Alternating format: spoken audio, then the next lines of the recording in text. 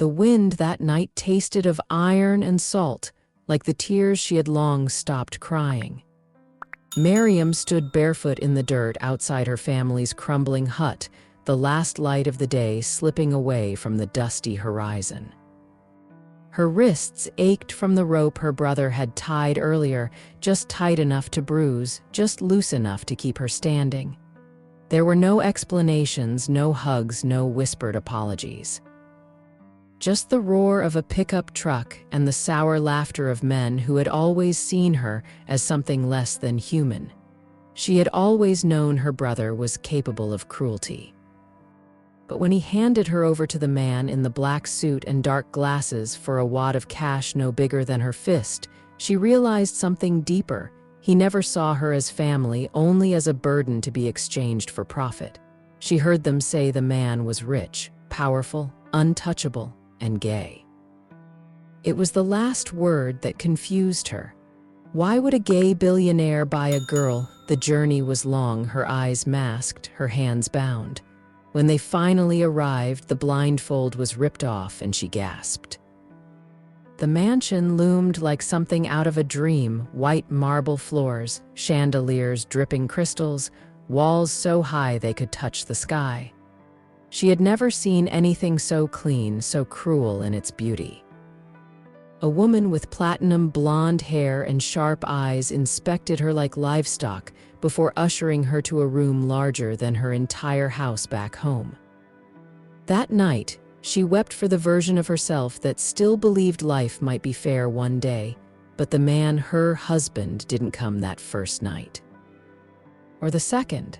Instead, gifts began arriving, silk gowns, golden jewelry, French perfumes she couldn't pronounce. Her meals came on silver trays with tiny forks she didn't know how to use.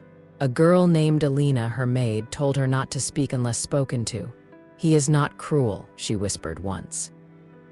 "But he is not kind either." On the seventh night, the door opened and he walked in. He was nothing like the men from her village. His presence was like cold fire, burning yet distant. His name was Adrian Cross. Tall, impeccably dressed in a black shirt that clung to his body like water, his eyes were storm gray, emotionless. He didn't speak. He just looked at her for a long, uncomfortable minute. She thought he would touch her, but he didn't. He left without a word. That moment haunted her more than if he had hurt her. Days turned into weeks. She was never allowed outside, never saw the city. But one day she found a piano in the East Wing, and for the first time her fingers remembered how to feel. Music flowed from her hands like water from a cracked dam, each note a piece of her soul spilled into the emptiness. That was the first time Adrian spoke to her. "You play like you've lost everything." Startled, she turned and saw him standing in the shadows. She said nothing. What could she say to a man who bought her? But he came closer, and something about his eyes looked tired, older than his years. "Do you hate me?" he asked quietly. She wanted to scream, to spit, to claw, but all she could do was whisper, "I don't know what to feel anymore." That night, he sat beside her while she played, and for the first time, he didn't feel like a monster. The silence between them became a language, fragile, secret, and strangely warm. Weeks passed. He still didn't touch her, didn't make any advances, and rumors began swirling through the halls. One night, Alina told her in hushed tones, "He had a lover, a man. They say he died. That's why he hates everything soft, everything that smells like love." Miriam didn't know why her heart twisted hearing that. He was still the man who had paid for her. But she had seen something else in him too, grief. The kind that built walls instead of bridges. And somewhere deep inside her, a dangerous empathy began to grow. Their wedding was a farce. A private ceremony in the rose garden, attended by lawyers and bored witnesses. He didn't kiss her. Just looked her in the eyes and said, "This is just for show, sign where they tell you."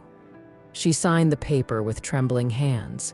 That night in the master bedroom, she sat on the edge of the bed in silence, waiting. He came in late, smelling of whiskey and regret. He took off his jacket slowly, then sat across from her. "You want to know why I bought you?" he said, voice slurred and low. Because my enemies needed a story, a distraction. A man like me, alone too long, becomes suspicious. But a man with a young wife, that makes the news, that buys me time. Safety? But why me? She asked, tears burning her throat. He looked at her then, truly looked. Because your brother offered you cheap. The humiliation struck like a knife. She stood up, fists clenched. Then let me go, he laughed, bitter and hollow. It's not that simple anymore. And that's when he did something unexpected. He reached into his pocket and handed her a key. To the east wing.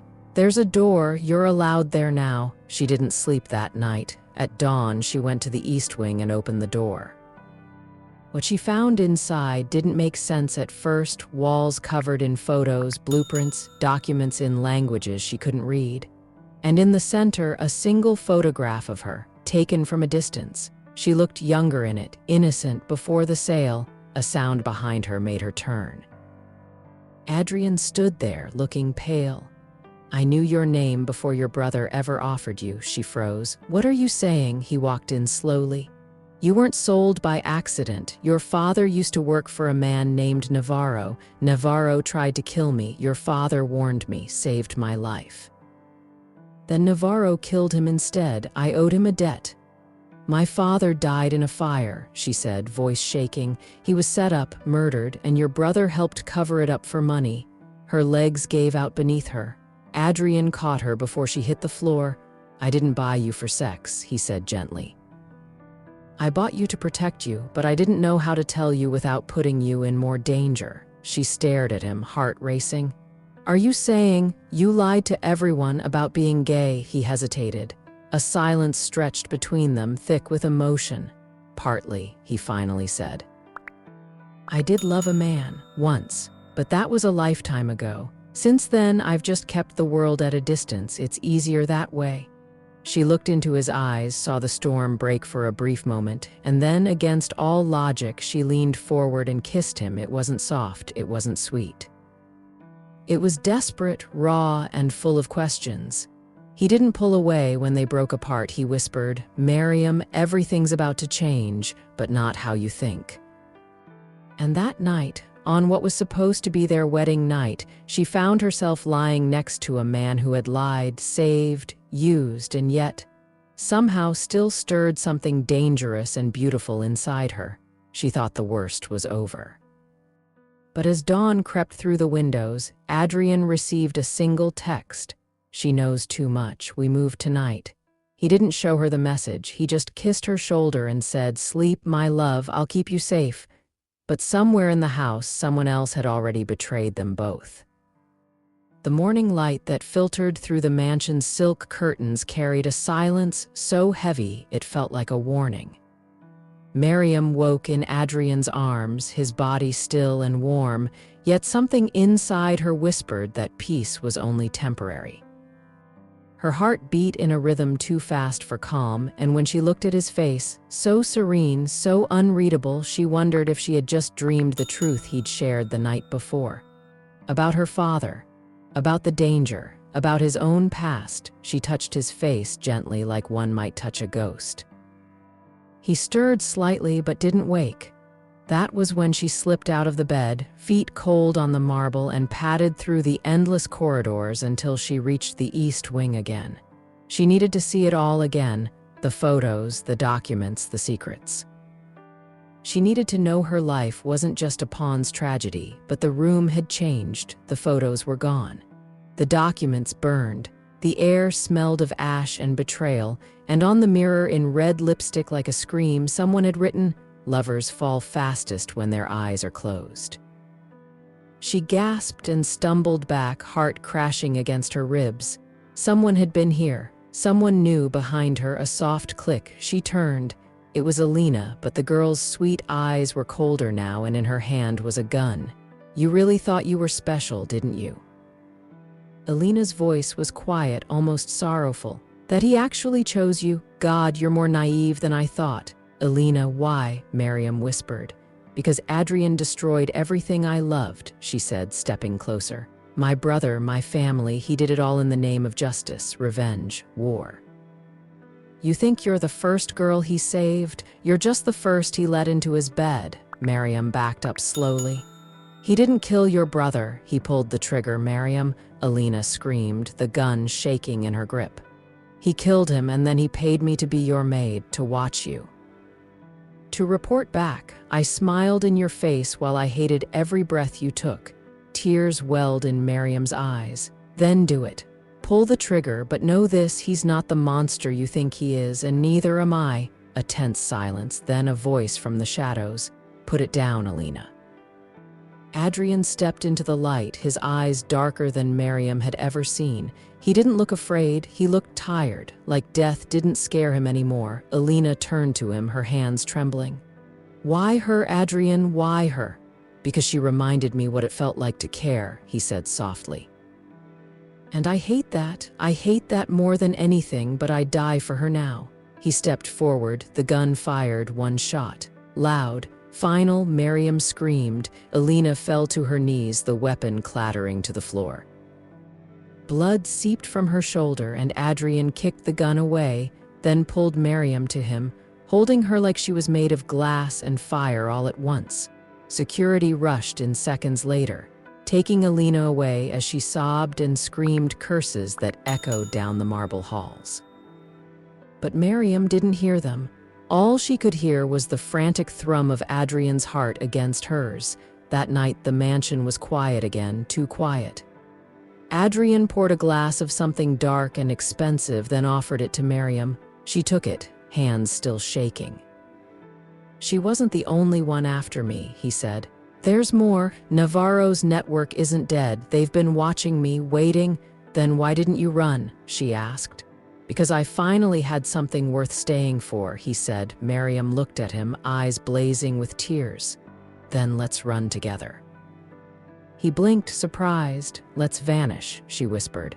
Let's stop being pieces on a board and start being free. He smiled then, the first real smile she'd ever seen on him. You'd give up all this, the wealth, the safety, for love, she said. Every damn time. They didn't wait. That night, Adrian activated a hidden escape protocol. Hidden tunnels, offshore accounts, a jet waiting in the dark. As the house began to burn behind them, his order to erase all traces, Miriam looked back one last time at the mansion that had been her prison and her awakening. They disappeared into the sky. 2 months later, in the hills of southern Italy, a local baker would swear he'd seen a couple who looked like dreams and secrets wrapped in human skin. They lived in a small villa, spoke little, but the way they looked at each other made people believe in magic again. But peace, like all beautiful things, is a fragile illusion. One rainy night, as thunder echoed over the sea, Miriam found an envelope under the door, no stamp. No address, just her name. Inside was a single photograph of her, Adrian, and a child, but she had no child. She turned it over. On the back, in handwriting that chilled her blood, were the words, "You still have something we want." She looked up, her breath caught in her throat. Adrian stood in the doorway, face pale. "You said Navarro's network was destroyed," she whispered. I lied. The window shattered, a gunshot. Then chaos. They ran again, across oceans, through shadows, and through it all they never let go of each other, even as the world hunted them, even as the lies grew heavy, even as their love became the only truth left, because sometimes the most dangerous kind of love is the one that starts with a sail and ends with a promise. And that promise was never to be ordinary, it was to survive, to burn, to love, even in darkness, forever.